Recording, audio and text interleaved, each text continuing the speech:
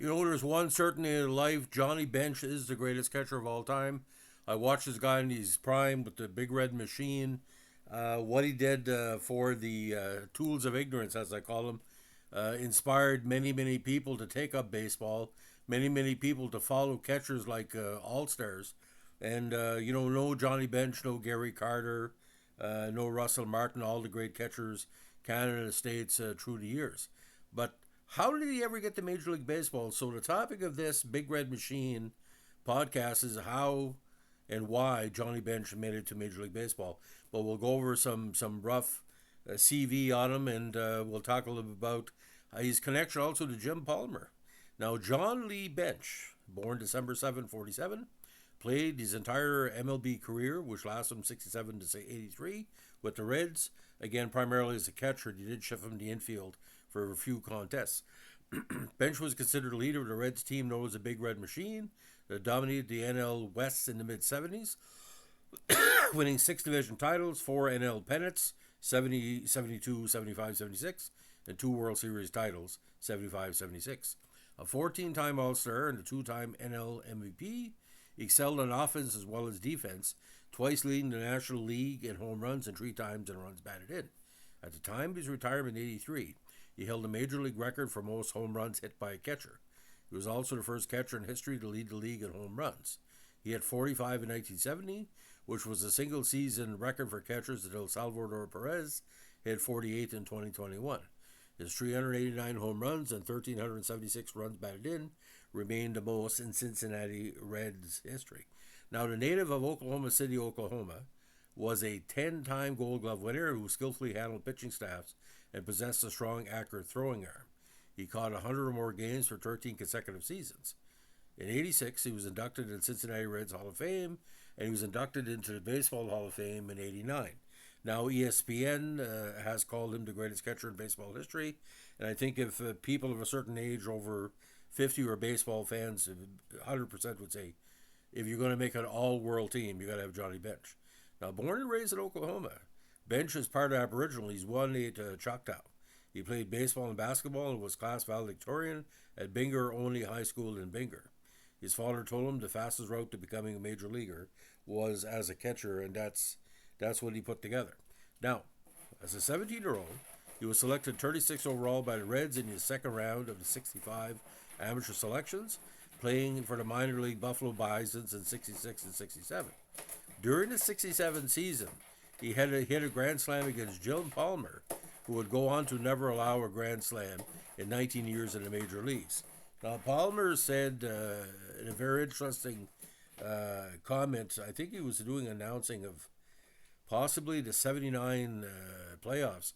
And he said, I know Bench well. He's the guy that soaked me for the only grand slam I ever gave up. I think literally that could be the only grand slam against Palmer, because that style, his big leg kick wasn't, for power hitters to knock out of the plate. Now, when he was called up to the Reds in August '67, he hit only 163, but impressed many people with his defense and strong throwing arm, among them Hall of Famer Ted Williams. Williams signed a baseball for him and predicted that the young catcher would be a Hall of Famer for sure. Williams' prophecy became fact 22 years later, in '89 when Bench was elected to Cooperstown, and of course this is around the same time as Carl Yastrzemski got in because he retired the same year. Now, ironically, during a '68 spring training game, Bench was catching right-hander Jim Maloney, an 8-year veteran. Maloney was once a hard thrower, but injuries had dramatically reduced the speed of his fastball. Maloney nevertheless insisted on repeatedly shaking off his younger catcher by throwing fastballs instead of breaking balls that Bench had called for. When exasperated, Bench bluntly told Maloney, "Your fastball's not popping." Maloney replied with an epithet. To prove to Maloney that his fastball was no longer effective, he called for one, and after Maloney released the ball, Bench dropped his catcher's mitt and caught the fastball barehanded. Ironically, Bench was the Reds catcher on April 30, '69 when Maloney pitched a no-hitter against the Houston Astros. Now, that first season, full season, the 20-year-old Bench impressed many. He won the NL Rookie of the Year, batting .275 with 15 homers and 82 RBIs. This marked the first time that the award had been won by a catcher. He also won the '68 NL Gold Glove Award for catchers, which was the first time the award had been won by a rookie. He made 102 assists in 68, which marked the first time in 23 years that a catcher had more than 100 assists in a season, which basically means he was throwing out everybody. Now, during the Vietnam War, Bench served the United States Army Reserve as a member of the 478 Engineer Battalion, which was based across the Ohio River from Cincinnati at Fort Thomas, Kentucky. And that's why in the baseball register you see, the military service. I think he missed like a number of weeks in his tour of duty. The unit included several of his teammates, including Pete Rose, Bobby Tolan, and Darrell Cheney. In the winter of 70-71, he was part of Bob Hope's U.S. tour of Vietnam. Now, in 1970, Bench had his finest season ever. At age 22, he became the youngest player to win the NL MVP. He hit .293, led the National League with 45 home runs and 148 RBIs as the Reds won the NL West. The Reds swept the Pirates in NLCS, but lost to Baltimore Orioles in 5 games in a very, very strange World Series. Now, career numbers are quite interesting. Only 2,048 hits, but a 14-time All-Star. The only years he didn't make it was 81 and 82. Two-time World Series champion, two-time NL MVP, 70-72, World Series MVP in 76, Rookie of the Year in 68, 10-time Gold Glove Award winner, 68-77 inclusive, home run leader, 70-72, NL RBI leader, 70-72-74.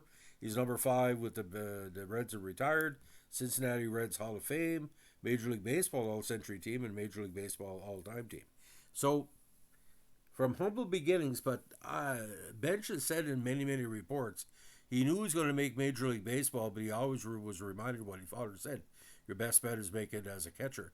And I think being the cerebral player he was only outsmarted once, and of course that's the famous game 3 against Oakland in the 72 World Series, where Williams called for a pitch out, and he came back in. He struck out.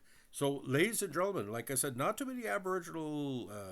I consider anybody 1/8 ancestry Aboriginal in my personal opinion, because that's what I am, give or take. So, a role model for the Aboriginal community as well. But his early years, we heard he was coming up, but we didn't believe it.